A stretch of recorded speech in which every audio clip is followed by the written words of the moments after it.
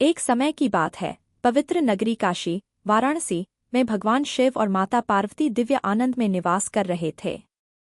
एक दिन शिवजी ने हंसते हुए पार्वती से कहा, यह संसार मात्र एक माया है और भोजन भी एक भ्रम मात्र है।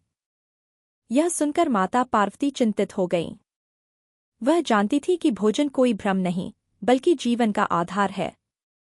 संसार को इस सत्य का बोध कराने के लिए माता पार्वती काशी से अंतर्ध्यान हो गईं। जैसे ही माता पार्वती ने काशी छोड़ी, पूरी सृष्टि भयंकर अकाल से घिर गई। नदियां सूख गईं, खेत बंजर हो गए और लोग भूख से तड़पने लगे। देवताओं तक को भोजन का अभाव महसूस होने लगा। अन्न के बिना चारों ओर हाहाकार मच गया। स्वयं भगवान शिव ने भी भयंकर भूख का अनुभव किया। वह काशी की सूनी गलियों में भटकने लगे और अपने भक्तों की पीड़ा देखकर व्यथित हो गए।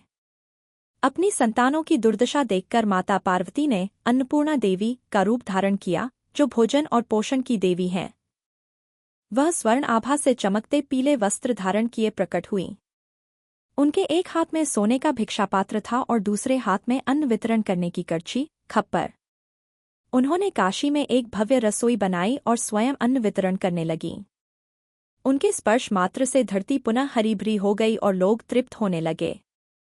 जब भगवान शिव भूख से व्याकुल होकर उनके पास पहुंचे, तो माता ने स्नेहपूर्वक उन्हें भोजन अर्पित किया। पहले ही कौर में शिवजी को बोध हुआ कि भोजन कोई माया नहीं, बल्कि स्वयं माँ का दिव्य आशीर्वाद है। माता अन्नपूर्णा के इस दान से संसार में पुनः संतुलन स्थापित हुआ। भगवान शिव ने इस सत्य को स्वीकार करते हुए कहा, जहाँ अन्न है, वहाँ ईश्वर का वास है। आज भी माँ अन्नपूर्णा देवी की पूजा विशेष रूप से काशी में की जाती है। उनके मंदिर हमें यह याद दिलाते हैं कि अन्न का दान सबसे श्रेष्ठ दान है और इसे कभी व्यर्थ नहीं जाने देना चाहिए।